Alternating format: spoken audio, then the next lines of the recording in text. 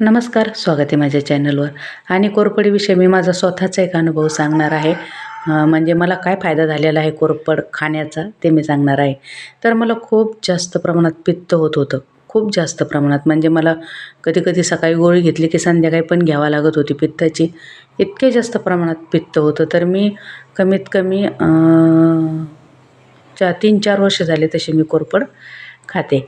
तर तुम्ही बघू शकता हे पानं आहे ना, तर हे काढणं मला जेवढं लागेल तेवढं मी कट करते आणि त्याचे काटे चमचे आपला छोटा चमचा असतो ना पोहे खायचा, त्या चमच्याने त्याचे कड असते ना ती काटेची ती सारून टाकते आणि मधला जो गर आहे ना, तो गर काढून मी खात असते. तर मी सुरुवातीला आहे ना, मी एक म्हणजे नाही का आपलं कॅप्सूल असते अशी कॅप्सूल एवढी किंवा थोडंसं मोठं, मग मी नंतर वाढत गेले, थोडीशी जास्त खायला लागले.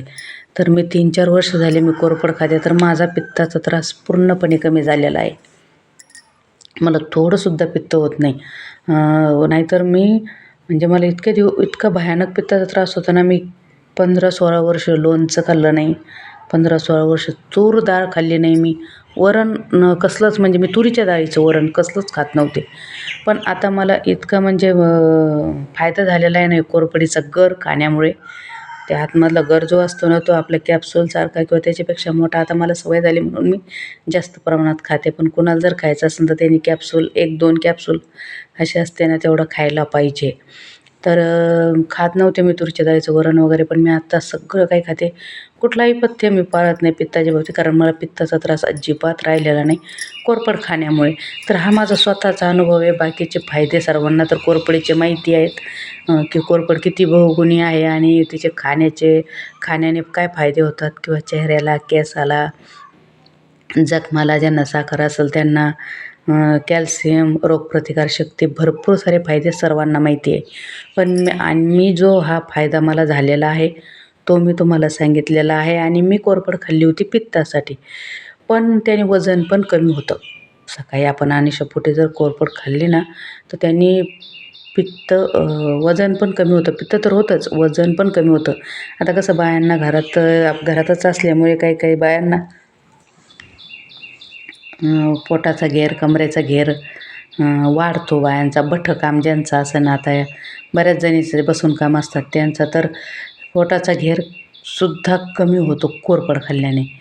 तर हा माझा स्वतःचा अनुभव आहे पित्त आणि वजन कमी होण्याचा.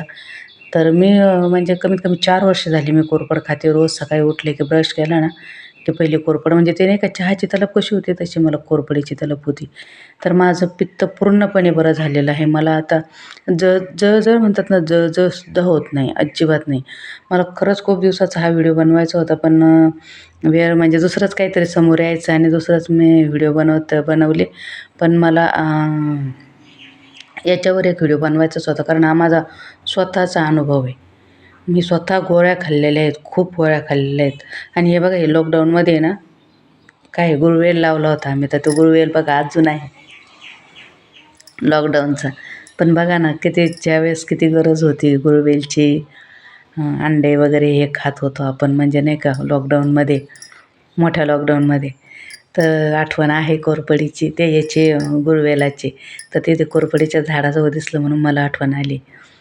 न विसरणारे दिवस आहेत ते.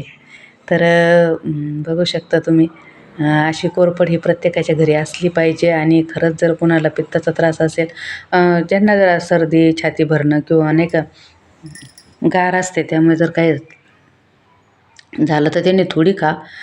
पण ज्यांना पित्ताचा त्रास असेल ना, तर खरंच त्यांनी सकाळी उठल्या ब्रश केल्यावर ना, कोरफड खाऊन अर्ध्या तासाने पाणी प्या, नंतर चहा घ्या. हा माझा स्वतःचा अनुभव आहे. माझं पित्त इतकं भयानक होतं ना, 15-16 वर्ष वरण न खाणं म्हणजे आपल्याला तर रोजच्या जेवणात वरण लागतं. रोजच्या जेवणात डाळ-भात हा असतोच आपल्या, नाही का. तर मी इतकं म्हणजे नाही का, आपण एखादी वस्तू आपल्याला खूप आवडते आणि तीच खायला भेटत नाही, असं होतं कधी-कधी. लोणचं तर असं कोणीच नसेल की त्यांना लोणचं आवडत नसेल. मला तर वाटतं लोणचं मला इतकं आवडायचं ना, आपण घरी बनवतो ते लोणचं, इकडचं नाही खात मी, पण घरी बनवतो ते. पण मला खाता येत नव्हतं. खरं तर मी वरणाचं मला काही नव्हतं, पण लोणचं खाण्यासाठी मी हा कोरफडीचा उपाय केला होता. की मला लोणचं खाता यावं म्हणून. पण त्याच्यामुळे माझं पूर्णपणे पित्त बरं झालेलं आहे. हा माझा स्वतःचा अनुभव आहे. जर कुणाला पित्ताचा त्रास असेल ना, तर त्यांनी मी 3 महिने सलग खाल्ली होती. 3 महिने उठून मी रोज सलग खात होते. त्याच्यानंतर मग मी थोडा गॅप देऊन खायला लागले. नाही का लईच ओव्हरडोस नको, कुठल्याही गोष्ट अति नाही केली पाहिजे.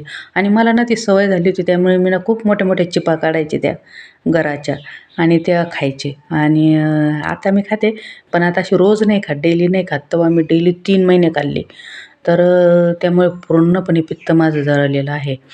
आणि फायदा तर आपल्याला प्रत्येक गोष्टीचा होतोच, केसांना म्हणा, याच्याला म्हणा. जेव्हा आपल्या पोटातून ती जाते त्यावेळेस फायदा हा होतोच कोरफडीचा. पण ज्यांना पित्त असेल तर पित्ताचा खरंच त्रास खूप भयानक असतो. कारण माणसाचं आहे ना, पित्त जर हे झालं ना, तर माणसाचं चित्त ठिकाणाला नाही राहत. काय होतं तिथंच लक्ष जातं. ज सारखे. तर मी ते अनुभवलेलं आहे म्हणून मी सांगत आहे. तर ज्यांना कोण असेल तर नक्की खाऊन बघा. तुम्हाला जशी सहन होईल तशी खा.